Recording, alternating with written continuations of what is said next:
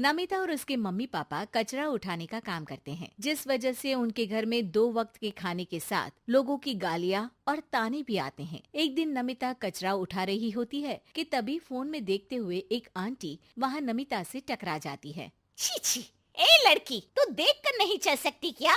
पर मैम साहब, मैं तो अपनी जगह पर ही हूँ, आप फोन में देखते हुए चल रही थी। अरे, एक कचरे वाली होकर मुझसे जुबान लड़ाती है। अब घर जाकर दोबारा नहाना पड़ेगा, पूरा गंदा कर दिया। कितनी बदबू आ रही है। ऐसा बोलते हुए आंटी वहाँ से चली जाती है और उनकी बातों से दुखी नमिता आंखों में आंसू लिए काम करती रहती है। इसी तरह दिन बीतते हैं और एक दोपहर नमिता अपनी मस्ती में गाना गुनगुनाते हुए कचरा इकट्ठा कर रही होती है कि तभी जिंदगी एक सफर है सुहाना, यहाँ कल क्या हो किसने जाना, जिंदगी। तभी उसकी टक्कर मोहन से हो जाती है। अरे देखकर काम करो। मुझे माफ कर दीजिए साहब, गलती से टक्कर हो गई, मैंने जानबूझकर कुछ नहीं किया। ऐसा कोई जानबूझकर भला करेगा भी क्यों, कुछ नहीं होता। सोचा नहीं था कि कभी कोई मेरे साथ इतने अच्छे से बात करेगा। अरे जो नहीं करता वो इंसान कहलाने के लायक नहीं, तुम्हें उनके बारे में सोचना तक नहीं चाहिए। मोहन वहाँ से चला जाता है और नमिता उसकी बात को सोचते हुए दोबारा काम पर लग जाती है। इसी तरह समय बीतता रहता है। एक सर्दियों की सुबह कचरा उठाते हुए नमिता ठंड की वजह से पास के घर की सीढ़ियों पर ओत लेकर बैठ जाती है। कुछ ही देर बाद उस घर की मालकिन वहाँ आ जाती है। हाय तौबा, मेरा सारा घर गंदा कर दिया।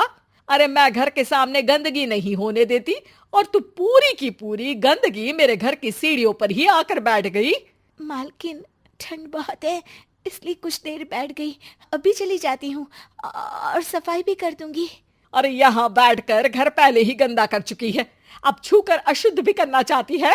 अपनी माँ के चिल्लाने की आवाज सुनकर मोहन घर से बाहर निकल आता है, जहाँ नमिता को देख वो किसी तरह अपनी माँ को शांत करके घर में वापस भेज देता है। मुझे माफ कर दीजिए मालिक, गलती हो गई। अरे प्लीज मुझे मोहन बुलाओ और अपनी माँ की तरफ से मैं माफी मांगता हूँ।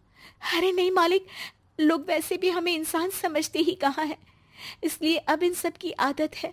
अगर इन सब की बातों को बुरा लगाने लगे तो भूखे ही मर जाएंगे। वैसे तुम्हें ठंड में इन पतले फटे कपड़ों की जगह मोटे और गर्म कपड़े पहनने चाहिए।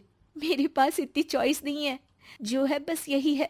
और जब घर में मम्मी पापा भूखे बैठे हो तो क्या सर्दी और क्या गर्मी। चलती हूँ साहब। नमिता तो वहाँ से चली जाती है, लेकिन अब मोहन उसके बारे में सोचना ही बंद नहीं कर पाता। कुछ दिनों बाद नमिता दोबारा कचरा उठाने मोहन के घर के पास आती है, जिसे देख वो एक नया गर्म सूट लेकर उसके पास आता है। ये तुम्हारे लिए है। शुक्रिया मालिक, पर ये तो नया है।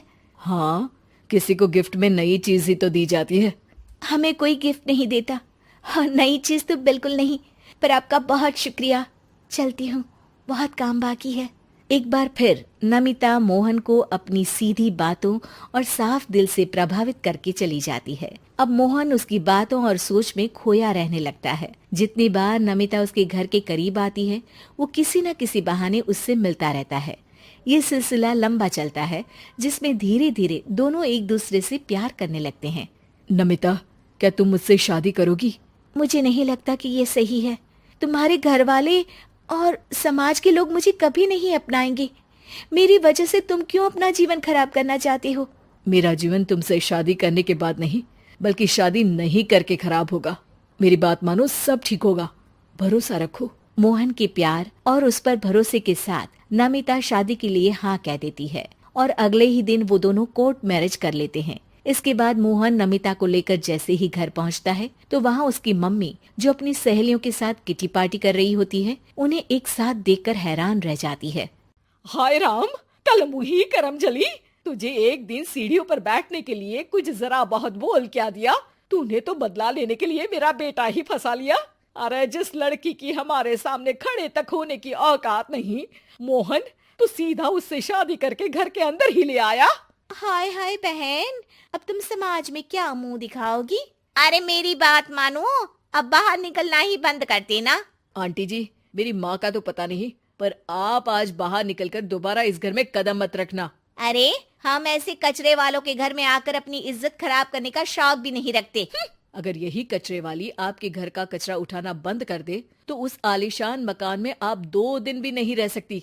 पता है क्यों? क्योंकि आप जितनी गंदगी फैलाते हैं ना, उसे ये साफ करती है। इसलिए आपका घर साफ रहता है और आप उस पर घमंड कर पाती है। इस हिसाब से तो आप और हम कचरे वाले हुए। ये नहीं, कुछ भी हो, बीमारी, ठंड या गर्मी, ये हमेशा अपनी फिक्र ना करते हुए आपको सेफ एंड क्लीन रखने के लिए सफाई करने आती है और आप इसे ही गंदा बोलती है।